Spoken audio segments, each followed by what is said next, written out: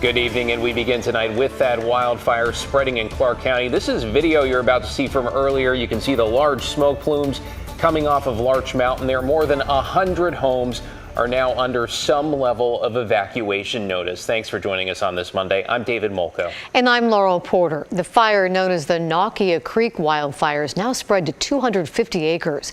Take a look at where it's burning. This is Larch Mountain in southwest Washington, northeast of Camas.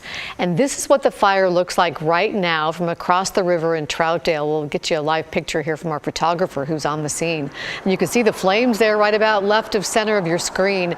And at times today, the smoke and flames from the fire could be seen far and wide. Yeah, all the way across the Columbia there up in the hills. KGW viewers have been sending us photos and video like these. Our thanks to you, but a reminder not to put yourself in harm's way. Since late tonight, those living closest to the fire are now under level 1 and level 2 notices. So right now, 110 homes are at Be Ready, meaning start making a plan. 14 homes are at Get Set, should be ready to go at a moment's notice. We should stress that no one is being told to evacuate yet. This fire started last night and spread quickly with windy conditions this afternoon. The area is relatively steep terrain. The fire's burning primarily in grass and timber. It is showing some active fire behavior. Well, so far this year, wildfires have burned more than 140,000 acres in Washington state. That is well below our average, though the season here really stretching on since we haven't seen any substantial rainfall. Let's talk about that. Let's bring in Chief Meteorologist Matt Zafino with more on the conditions for this fire and the smoke we're seeing in the metro area. Matt? Yeah, this is usually the time of the year when the fires are going out, not getting started. So it is a little bit unusual in that regard. Time lapse for you from our Wells Fargo sky cam. You can see the smoke obviously earlier in the day, but clearly burning here. And then as the sun goes down, you'll see the flames become more visible right through here. So again, it's been a very active fire. The good news was today is the wind shifted. So we had east winds over the weekend. It really flared up. Now we have a westerly wind. And in fact, we may even get some drizzle on that fire overnight tonight. But the air quality warning, in spite of the fact that our haze and our smoke cleared out, continues until Wednesday afternoon because we're likely going to see the smoke return to the valley tomorrow. So here's the fire itself. Watch what the model does with this. This tomorrow morning, smoke just really right around the fire because there won't be much wind. But in the afternoon, east winds kick in. And we get this plume coming right down over Portland and, in fact, spreading out down through Yamhill County and even out to the coast. So, again, we are going to see more smoke during the day tomorrow as the wind shifts yet again. Right now, the air quality is good throughout the metro area, so that's certainly good. Watching the coastal cans for some drizzle. Haven't seen it at Newport yet, but there have been some areas that have seen it. Then there's this apparition over the ocean. We'll explain. Guys?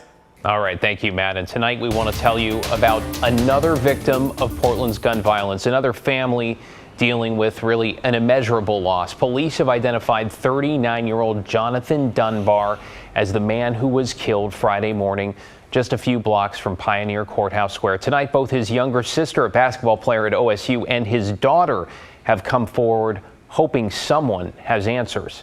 Here's Mike Benner. Family is understandably devastated. I spoke to Jonathan Dunbar's daughter and his sister, who some of you may know. Her name is Bendu Yaney. She was a standout basketball player at St. Mary's Academy here in Portland before playing collegiately at Indiana, Arizona, and now Oregon State, where Jonathan was set to go to so many games this upcoming season. Bendu was excited about that. She says her brother was too, but sadly, neither of them will experience that as Jonathan becomes another victim of a troubling epidemic here in Portland. You'll find these flowers and candles at a downtown Portland intersection. They're all that's left from a candlelight vigil honoring 39-year-old Jonathan Dunbar. He was a goofy guy. He was the life of the party and an entertainer. You couldn't go nowhere without a laugh or a smile. You know, when he met somebody, he made him his friend right away. That's Bendu Yaney, Jonathan's sister, and Jaden Dunbar, Jonathan's daughter. They never could have imagined the man they adore falling victim to Portland's gun violence epidemic. But here they are. My brother's not here anymore, you know, and I never thought that it would end up hitting our family just because we're always so safe. That was the case up until Friday. when Jonathan was shot and killed near Southwest 4th and Washington in downtown Portland. Detectives aren't saying much about the case, only that they responded to reports of gunfire just after 2 a.m. and found Jonathan dead. Family believes he had just left a club. We want to know why. We want to know why it had to be him. We want to know why people are dying from guns. I just want to find out who did it.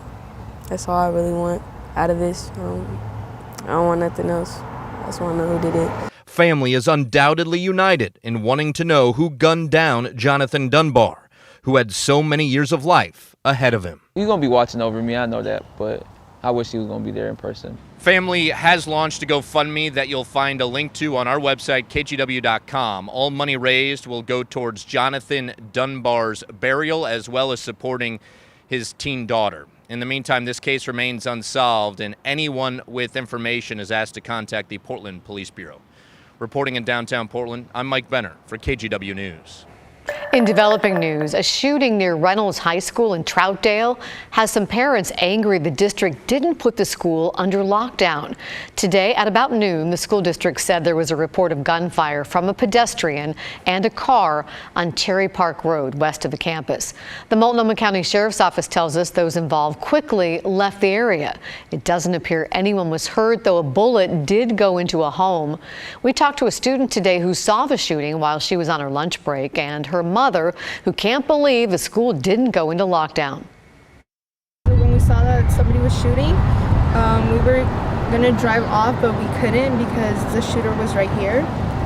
So we just moved closer to the school, and we got off and we started running. They failed us, and I didn't get a message from Reynolds until like an hour and a half later. So it was ridiculous. Once I was already here, had gotten my kids, and it was just really frustrating. The student says she told an adult at school about the shooting as soon as she could, but says the vice principal told her they needed to get more information. The district said the sheriff's office told them there was no need for a lockdown. Well, today is the second Monday in October, and while for some that means Columbus Day officially in Oregon, and for a growing number of people, it is now observed as Indigenous Peoples Day, which makes tonight's story about a dream, history, and families perhaps the perfect way to celebrate and to honor what this day has come to mean. Here's Catherine Cook. On this Indigenous Peoples Day, we saw dancing, bright colors, and so much pride on these tiny faces. There was also hope.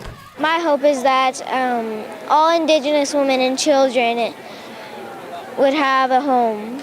9-year-old Takori shares that dream with her mom, Barbie Jackson Shields. The wife and mother of 4 passed away 5 years ago from a brain aneurysm. When she was alive, Barbie worked with Future Generations Collaborative to promote healthy families and communities. At the time, her own family was struggling to find housing. Jillian Joseph with Native Wellness Institute remembers. She was concerned very much with those living on the streets, living without a home. And so we came up with this vision of Barbie's Village, what we call a tiny home village for the Native community. We wanted to keep her legacy and her memory alive.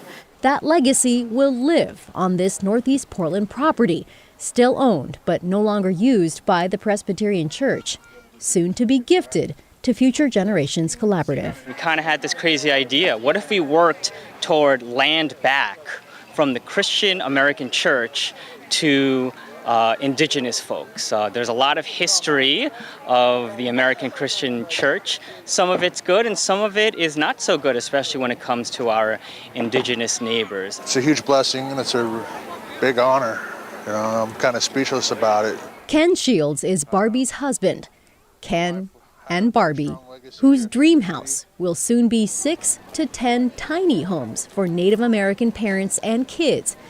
They'll go where these tents are now. The former church building will house early childhood and family programs. My hope is to reach out and actually impact lives, you know, try to get people to move forward from their daily struggles, from addiction to, you know, mental health.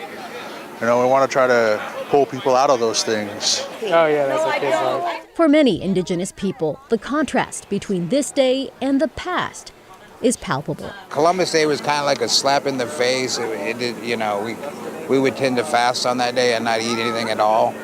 And then now that it's Indigenous Day, of course, we're going to eat and gather and, gather together. For some, this is just the beginning. Well, if anybody out there listening would like to give us some land back, we certainly would be open to talking. A step toward the new world I want my 2 girls here to follow in her footsteps. Barbie could only dream of. Organizers plan to start building playgrounds and implementing children's programs in the next few months. Construction on the tiny homes could start as soon as next summer. We'll share more on fundraising efforts on KGW.com. David. Yeah.